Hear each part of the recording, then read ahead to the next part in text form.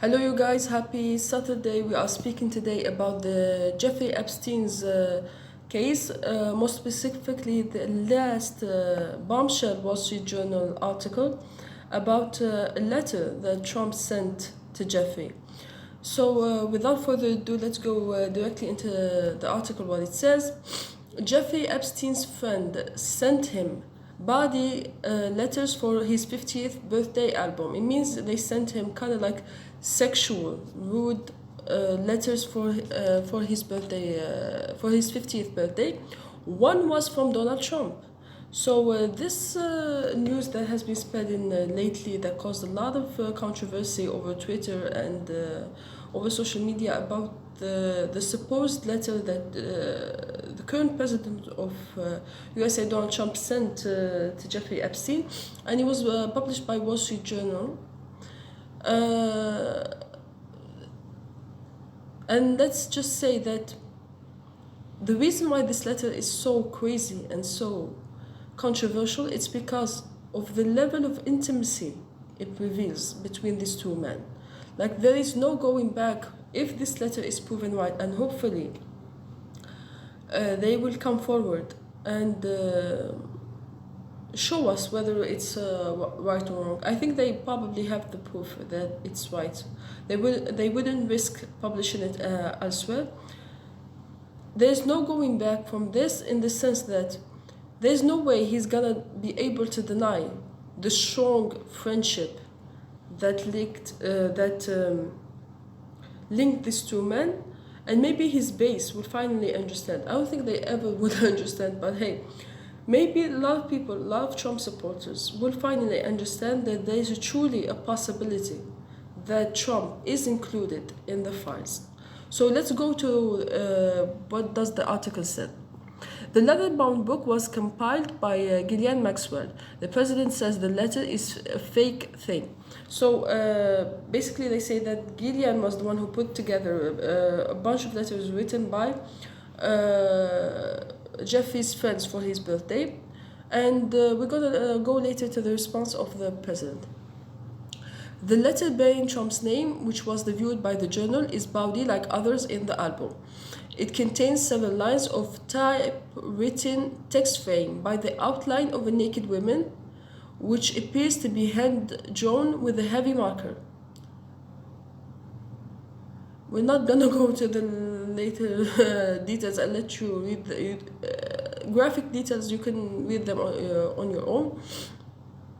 The letter concluded, "A happy birthday, and may every day be another wonderful secret." In an interview with the journal on Tuesday evening, Trump denied writing the letter or drawing the picture. "This is not me. This is fake. This is a fake thing. It's fake Wall Street Journal. It's a fake Wall Street Journal story," he said. "I never wrote a picture in my life. I never wrote, not drawn. I don't want to draw pictures of women," he said. "It's not my language. It's not my words." Yeah, this is the man who was caught saying, "Grab them by," now saying that he never speaks about women in this manner. So let's go to the letter. What does it says? Let's just say that it is one of the creepiest. It's one of the creepiest things I ever read. I was gonna say creepiest pieces of literature that I read, but we can consider that even. It's so weird. And what is weird about it, it has this very bizarre aura, like romantic aura. Let's just go ahead and call it. It seems gay. Like that's the vibe that you get from the letter. That these two men were sort of sexually intimate. To be able to write a letter like this to men that, I don't know, it's weird. Let's just say it's weird. It's weird. The vibe between the two is so weird. And when you take into account the fact that Jeffrey was trafficking minors to powerful men, and still take also in consideration the fact that a lot of these girls were passed around between different powerful men. Unfortunately, we know that consensual or non-consensual relationships in Hollywood usually the same woman are passed around between different men.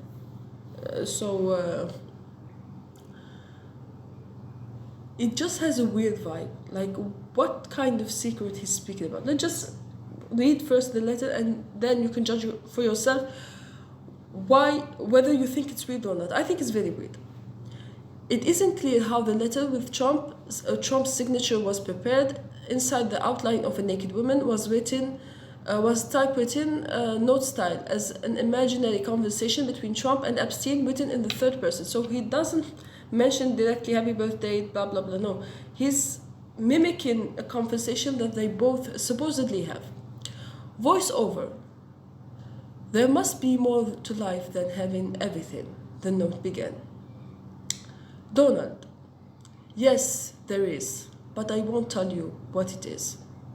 Jeffrey. Nor will I, since I also know what it is. What it is you are speaking about. What could be more into life than having everything? I don't know. You judge yourself. Donald. We have certain things in common, Jeffrey. Jeffrey. Yes, we do, come to think of it. Donald. Enigmas never age. Have you noticed that? Jeffrey. As a matter of fact, it was clear to me the last time I saw you. What did happen the last time you saw him? Trump. A pal is a wonderful thing. Happy birthday. And may every day be another wonderful secret. There are few...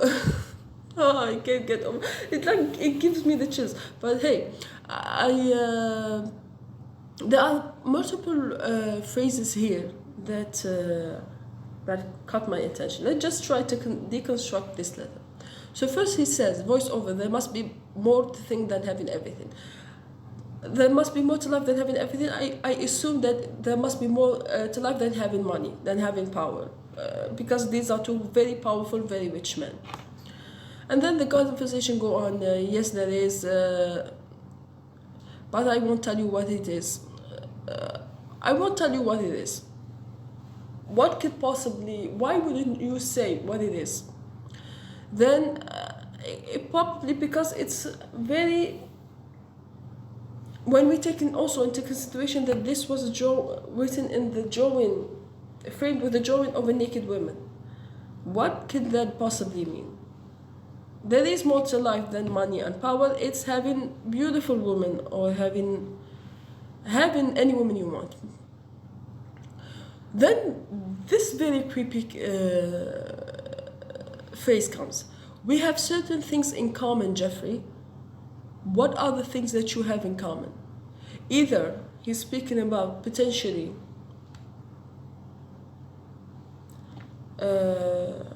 relationship they had with the same woman, or sharing women, or sharing this secret about minor women, being involved with minor women. Then there is the word enigma. Enigma never age is supposed to be like a password or a keyword, I don't know how to say, kind of like a code for young women. So when he says enigmas never age, he means young women never age. He means minors that Jeffrey Epstein was soliciting to this powerful man. Supposedly, if this letter is his. Have you noticed that? As a matter of, then Jeffrey responds with even creepier phrase. As a matter of fact, yes, it was clear to me the last time I saw you. So the last time they saw him, what happened? Potentially they were together with my... So we have to understand, this is supposed to be a supposed conversation. It's not a conversation that took place, but it certainly reflects how both of these men think, and if true, reflects both of these men think, operate together, and also what happens in their how we say, in their interactions, like what kind of interactions they have. So when he say, yes, it was clear to me the last time I saw you that enigmas never age, what are we supposed to think? We're supposed to think that the last time they hung out, there was some illegal activities, including minors taking place. And then the last creepy phrase in the letter that says, "May every day be another wonderful secret." What kind of secrets can you be sharing with a sex offender that has solicited prostitution and abused minors and blackmailed powerful people? What kind of secret can you be sharing with someone who has these qualities? Nobody is thinking anything but pedophilia. That's the natural thing. That's a natural thing that comes to your mind. Keeping in mind also always that this is an alleged letter. It's not necessarily true. And even if it's true, this conversation is not true. But it certainly reflects the dynamic between the two men. So let's go to other things. So we're gonna go to the response of Donald Trump. So one thing that you need to know, everybody needs to know about this, is that the Wall Street Journal reached out to Trump last Thursday to warn him about this letter, to tell him that this letter is coming out, and reach out to actually other people that were included in the book, like Leslie Wexner, Alan Dershowitz. They reached out to them to confirm whether they sent this. While the two other parties did not deny, neither confirms. Like, it was a long time ago, we don't know. But anyway, they didn't think much of it. Trump was fuming over this, and he reached out personally to Rupert Murdoch to try and stop the publication of this letter. And when we take in consideration the time frame of the letter, like when was it published? When they reached out to him about this article, about this letter, it was at the same day that he started having his infamous meltdown on Truth Social, when he was, "What happened with my boys and my gals," and "What's up with my boys and my gals," and all the other things, the other posts that followed after. So Trump already knew about this letter, and he was trying maybe to go in front of it, or at least lay the groundwork so he can later be able to question the validity and the authenticity of the article by already laying the ground for his supporters. So he already put them in a conspiratory mood and put them put them in the aura, or potentially inserted doubt, let's say, to be more, inserted doubt in their minds that there is something coming out. And we're going to talk later how this letter actually helps Trump, and how this article helped Trump, did not hurt him. So the reason for his meltdown on Truth Social was because of this article. Also, we know that this week they reported about his health issues. So we saw a couple of signs about his health issues, what's happening with him, and it could be that his health issues got worse in this week to the point of being cut by the media, because of stress about this article coming out. He has a chronic venous deficiency, I believe, and like any other chronic issues, you go through periods of crises, and then you go periods when you are fine, you are well controlled and stabilized medically. But one of the biggest factors in the resurface of the issue is stress. So he probably had been really stressed out about this. So let's see what Donald Trump's response was. The Wall Street Journal and Rupert Murdoch personally were warned directly by President Donald Trump. Why is he speaking about himself in the third person? This is weird. Like, why can't you say, I warned them? Sorry.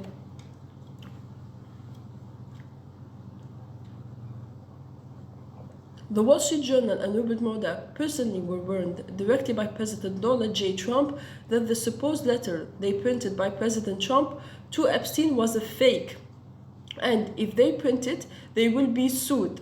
Mr. Murdoch stated that he would take care of it, obviously did not have the power to do so. The editor of the Wall Street Journal, Emma Tucker, was told directly by Caroline Leavitt and by President Trump that the letter was a fake, but Emma Tucker didn't want to hear that. Instead, they are going with the false, malicious, and defamatory story anyway.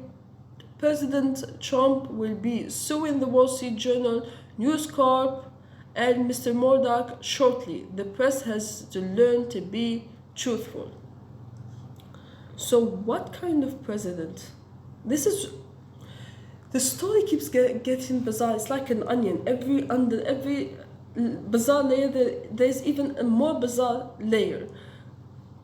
So why would Trump reach out personally to Rupert Murdoch to try and stop this mess, when we know that Trump did never reach out? I don't think that I ever heard about Trump reaching out to any major public news outlet for the Russiagate, for example, or for any other issue, other than suing some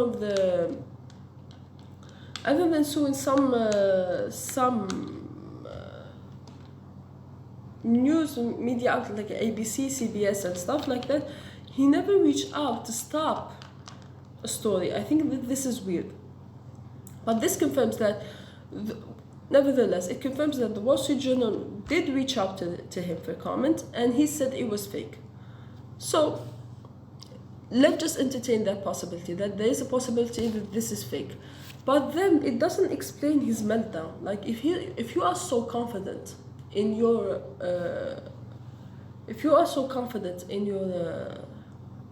innocence, why would you have such a meltdown? And also, this is what Donald Trump says. Rupert Murdoch promised him that he will take care of it. Okay. Rupert Murdoch, for people who don't know, he's an American-Australian businessman that owns multiple media outlets. One of them, or the most famous of them, is Fox News. And we know how supportive Fox News has been of Donald Trump. And Rupert Murdoch and Donald Trump did not have always a solid relationship. That's why I'm trying to wonder whether this went on and this was published by the blessing of Rupert Murdoch or against his will, or I don't believe they can publish anything against his will, but he didn't do much to try and stop it. So Rupert Murdoch was very supportive of Trump during his first term. Then they had a falling out, a very public falling out in the 2020 elections, when Fox News was one of the first to call Arizona for Biden on the election night. Of course, Trump was furious, and he called it betrayal. And then after that, in the years between 2020 to 2023, almost like those 3 years, you can say that Rupert Murdoch started distancing himself from Donald Trump slowly, and multiple media outlets started publishing that he owned, started publishing articles about how Trump is unfit to be president, and the Republicans should look for another leadership. Also, Rupert Murdoch seemed to be more favorable of Ron DeSantis at the beginning of the race, the last race, until it was clear and obvious that Donald Trump would be probably the GOP candidate. Then you can see that Fox News started shifting again into, of course, they were going to support whoever is the Republican nominee, but in this case it was a sealed deal. A couple of months before the election, that Donald Trump would be that Donald Trump would be the candidate. There's also another. Okay, this is like supposed to be a major contradiction, but I don't think that it's that big of a deal. But nevertheless, it's worth mentioning. So, G.D. Vance, and he was holding on. There's a lot of figures in the white, like G.D. Vance, Viveka Ramaswamy, Tulsi Gabbard, quite few, I think Ron DeSantis, who are holding back from commenting about the Jeffrey Epstein case. They probably know they know in themselves that there is some level, potentially there's some level of truth, that this is actually a very reasonable accusation to make. So they were holding back for all this time. They never commented on this story. They never said anything about this story until G.D. Vance today spoke about the article. Yesterday spoke about the article. This refrain from commenting about the story is also a big question mark, because they usually come like this. They come very quickly to his defense in any issue. But in this case, they held on for a very long time. It's been a week. None of them commented, and some of them haven't commented till now. So all of them, I think, sense the danger. They sense the danger of this story. And it's scary for them, because there is truly a huge risk that this might be true. But nevertheless, J.D. Vance commented yesterday and said, "Forgive my language, but this story is a complete and utter bullshit. The Wall Street Journal should be ashamed of publishing it. Where is the letter? Would you be shocked to learn they never showed it to us before publishing it? Does anyone honestly believe that this sounds like Donald Trump?" Okay, first, this does sound like Donald Trump. He is very sleazy. He speaks about women in a very disrespectful manner most of the time. There are videos who have been leaked in which he speaks about women in a very sexual manner, in a very disrespectful manner. We didn't forget about the locker room talk that he had back in the day, and the video that was released in his fight with Hillary Clinton. So this definitely sounds like Donald Trump.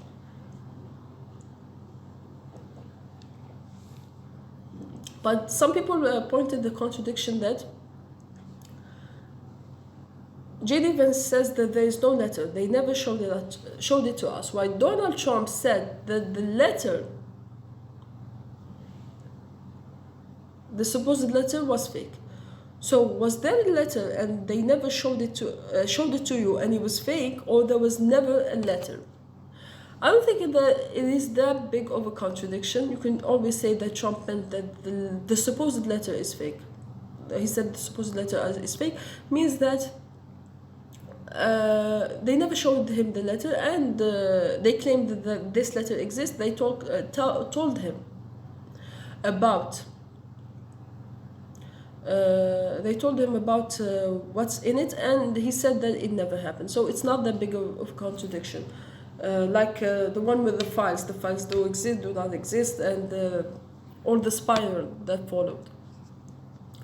So let's go first, before we speak about who I believe leaked this letter and why, and the potential possibilities, and what. Or first, before we talk about it,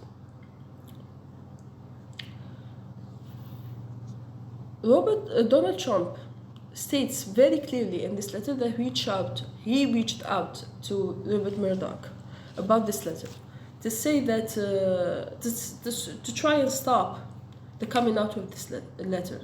What does this mean? This means that if I was Rupert Murdoch and the President of the United States, who I've shared with him, maybe not the best relationships for the last 10 years, but a very powerful man that can hurt my business, and he reached out to me and said, "You cannot, or I don't want you to publish this letter, and if you publish this letter, I will sue your ass." Wouldn't you think that he will try and stop it? Like he actually would pick the phone and say, no, you cannot go public with this story. It's too much headache. It's not worth it. Let's just get passed by. Or I think that this is what happened. Days before the letter came out, there were people talking about Wall Street Journal breaking a very important story about Donald Trump and Jeffrey Epstein. So probably this is what happened. Somebody in the Wall Street Journal got the news about Donald Trump, and Jeffrey Epstein's story being stopped by Rupert Murdoch, and in order for him to force the journal to publish the story, he went behind their back and gave information to other media outlets that the Wall Street Journal has a story coming out about Donald Trump. So to force the hand of the journal to publish the story, because now the word is already out, they can't do anything to stop it. And also the Wall Street Journal, this also makes me think, the Wall Street Journal wouldn't publish such a story, especially after the threats of Donald Trump, unless they are very, very sure of it. We know they already have a great record when it comes to telling the truth. Wall Street Journal usually doesn't. It's one of the most important media outlets in entire world. It's actually very resourceful, very respectful. I wouldn't say respectful, but it does what it does, and it has a lot of professional figures in it. So they wouldn't just publish any story. They must have really some level of proof of assurance, like they went through their lawyers, they went through their teams, and they all assured them that this would not bring them any headache, and if Donald Trump takes it to court, it would not be winnable for him. So let's go to the reactions of some of the major MAGA movement. Names what they have to say about the story.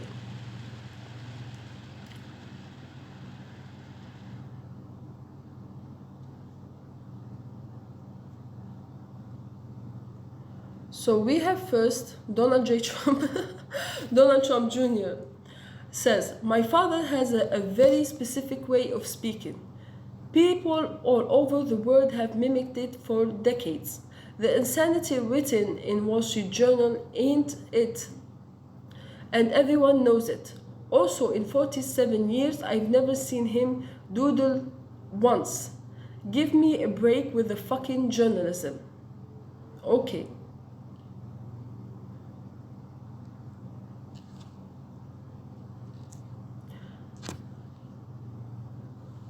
Okay. Also, Trump there. This is a sketch made by Donald Trump of a Manhattan skyline, and it's up for auction in one of. So basically, one of the owners of charity asked celebrities to draw pictures and send them to her, send them to her, so she can sell them for charity. And this one was made by Donald Trump. Look at it. A Manhattan skyline. and and it was made in 2004, around the same time, I believe, that the birthday. I think the birthday took place in 2003. And it said there under the picture, the infamous line of Donald Trump, and under it, you are fired. But it's very impressive, Donald Trump picture next to it. It's very impressive, actually, his ability to draw.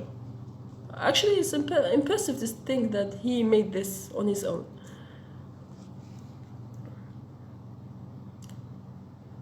This is Gavin Newsom. Gavin Newsom published this with the phrase, I've never written a picture in my life. So Gavin Newsom never misses a beat in cases like this. Yes, I know that he probably is not the best, He's not the best when it comes to governing, but he never misses a beat when it comes to cutting reaction or reacting, sorry, or cutting moment for another of his competition. He obviously is aiming for that position, the position of the president. That's why whenever he has the ability to go after somebody who is or orbits around that position, he never misses a beat. So let's go to some of the reactions about this.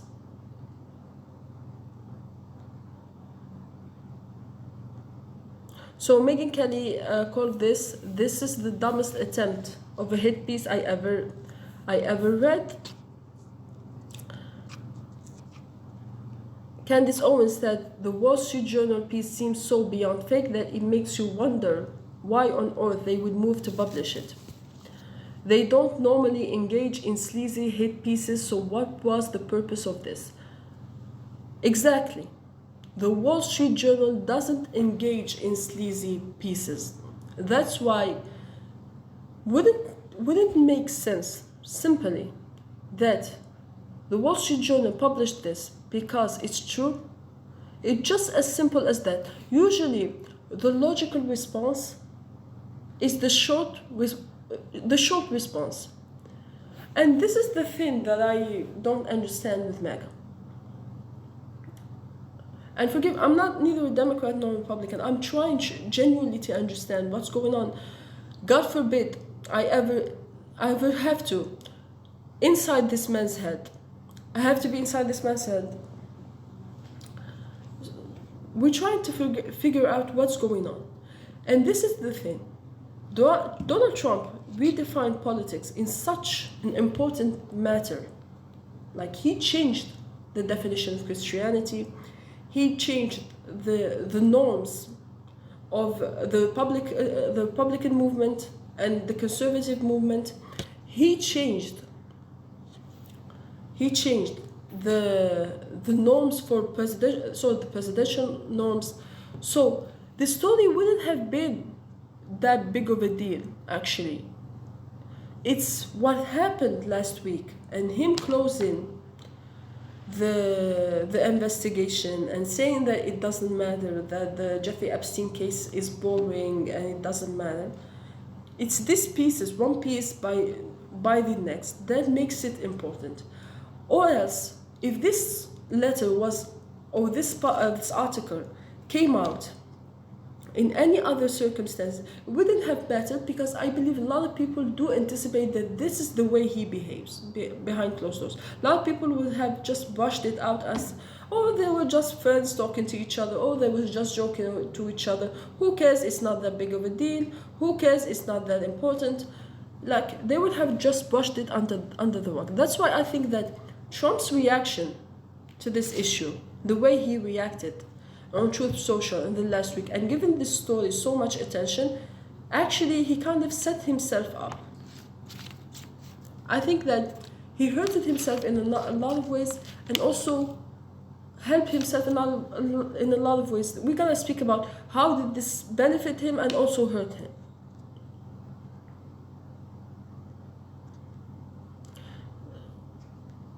So Charlie Kirk, I'm not gonna talk about what Charlie Kirk thinks. Come on.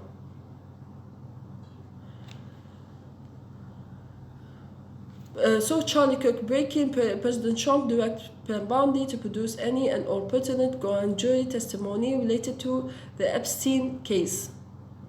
Yeah, we're gonna talk about this in a separate video, because this is definitely worth a video of its own.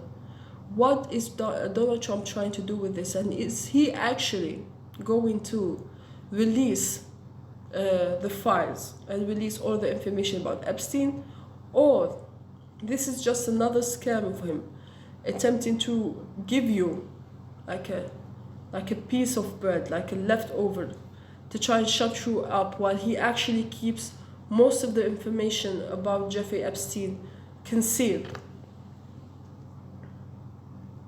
I think we're done with with the reactions here. So let's take some of the reactions from the left.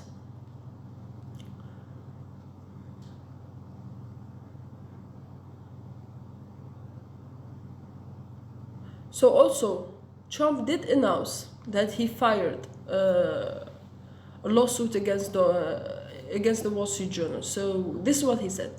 Breaking news, we have just filed a powerhouse lawsuit against everyone involved in publishing the false, malicious, defamatory fake news article in the useless rag that is the Wall Street Journal.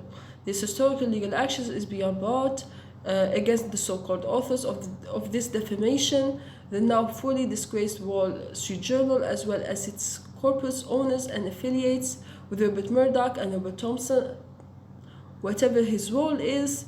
At the top of this list, we have probably held to account ABC and George Slepidopoulos, George Slepidopoulos, CBS, and 60 Minutes. Okay, it doesn't matter. So he is filing lawsuit, and this actually could be a very stupid move to make. So let's take some of the reactions.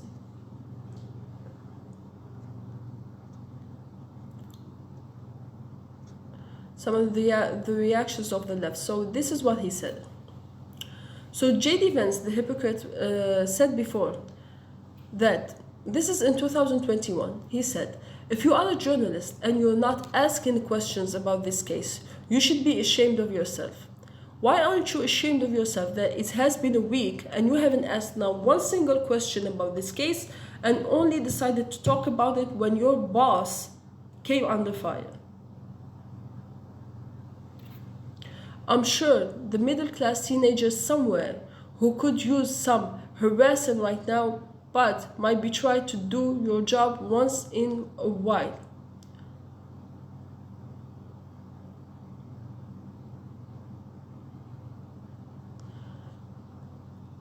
So this is what J.D. Vance said in 2021 when it was convenient to him to speak about the Jeffrey Epstein case. Why? It's because Joe Biden, a Democrat, was in the White House. Mehdi Hassan responds to him. He publishes the new tweet of J.D. Vance, and then the old tweet of J.D. Vance, and says, aren't the reporters of the Wall Street Journal just doing what you asked them to do? Exactly. They are doing their job. They are reporting about this case. What a hypocrite he is.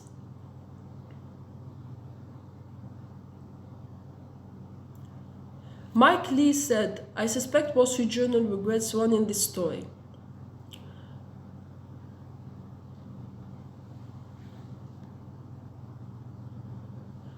Brian Taylor Cohen said, keep covering for the guy hiding the pedophilia ring. You're doing a great job, Mike. You're doing great, Mike. This is another tweet from Donald Trump on Truth Social that said, I look forward to getting Rupert Murdoch to testify in my lawsuit against him and his pile of garbage newspaper, the Wall Street Journal. That will be an interesting experience. What will be truly an interesting experience is to see if Donald Trump is gonna go all the way in on Rupert Murdoch. He's gonna lose Fox News. So two things would be interesting to see.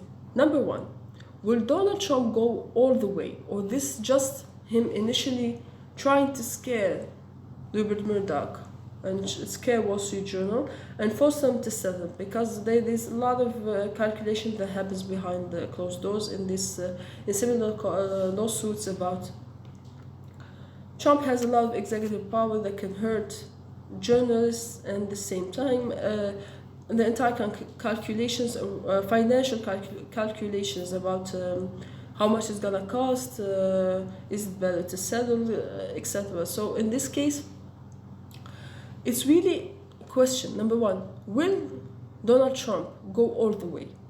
And if Donald Trump decides to go all the way, and becomes, we know the resentful, very stubborn, very malicious kind of enemy he is. When he turns on someone, he does in 180 and never goes back. He never forgets. He seems like a very resentful personality. Will Rupert Murdoch change the coverage of Fox News of Donald Trump? Despite that Fox News has mostly conservative base, but Fox News can gradually change its tone, or at least be less favorable, less malleable to Donald Trump. So it will be interesting to see what the consequences of this will be.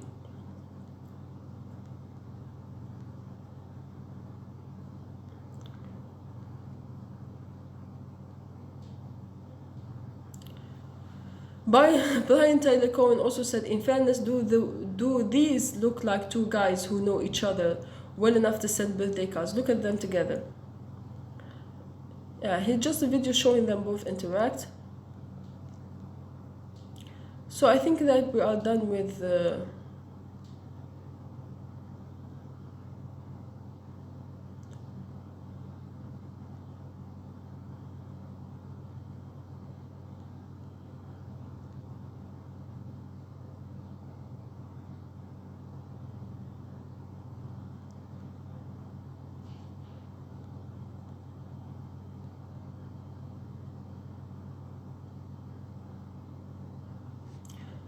this is from some reactions from normal people, or people following the story on X. This from Alex Cole. It says, if the Epstein letter is fake, then why did Trump threaten them before it came out? Who sues over something they claim didn't happen? If someone said I wrote to Epstein and I didn't, I'd sue after they published it, not before, unless it's true. Exactly. They are trying to intimidate them not to publish the letter. If I was going to be attacked by somebody and somebody publishes a letter about me, would it be better for Donald Trump, who already won 3 cases, to wait until they publish the letter and then sue their ass and then go collect his coin and come back, rather than trying to intimidate them not to go public with the story? And this is the insane part. They probably had this, Donald Trump probably had this in between the information. Where do you think they got this information from? They probably, and even if they got it from somebody outside of the government, let's say that they got it from somebody. I think I have a couple of theories of who leaked this letter. Donald Trump already has this information. And the best way to neutralize any effect in the future is just to make all information about Epstein public. This way no one can publish an article in the future and nobody can hurt him. If he truly is confident in himself, he would just go public with all the information that he has. So why wouldn't he go public? Just go public with all the information that you have, and just go public with all the information that you have, and this way nobody in the future can hurt you. Nobody in the future can use this information to come after you, unless he knows that there is something in there that is way more damaging than his ability to go public with this.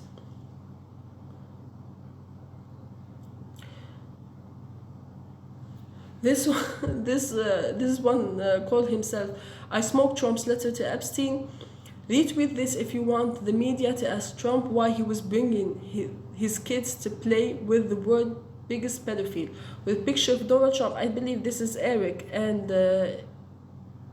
Ivanka next to Epstein. Goddamn. Why would you bring your children around this man? It's not like he didn't know what this man is capable of. This is creepy. Like, did he actually maybe had enough confidence in him that he wouldn't do this to his children? Yeah, let's do this to other children. Yeah, but I'm not going to play with the children of the powerful and risk experiencing their wrath.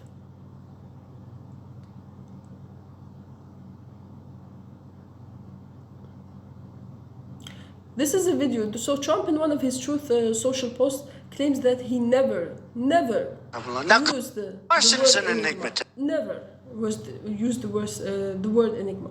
Okay, the way he responds also is very weird. He's very aggressive in his defense, that you can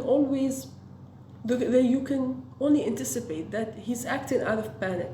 It's not like, this is ridiculous, we're going to file a lawsuit, like a very measured response. No, I never wrote this letter. Also, I never drove. I never used the word enigma. It is very aggressive the way he comes out, and you can't help but think that this is his way. This is the way he's responding, because he is so scared. He is panicking. That's why he's so aggressive. So this is a video of Donald Trump using the word enigma. Now Carson's an enigma to me. I didn't say it. Carson's an enigma. So now Carson's an enigma to me. Confirm that he does use the word enigma. I think we're done with this, with all the reactions, all the videos. Is there anything else I wanted to show you? This is Cenk Uygur from TYT. He says, no, this is not about, this is about the vote that just took place. I think this merits a video of its own. So this is Caitlin Collins. The complaint has now been filed in President Trump promised lawsuit against Dow Jones, Wall Street Journal, Rupert Murdoch, and the two reporters on the byline of the story. So it's official, they've already filed the lawsuit. It doesn't matter now. It's the only thing that's interesting about this is that Rupert Murdoch personally was named in this. So you can imagine that this will affect the relationship, and it also will affect the coverage of Fox News about this story. So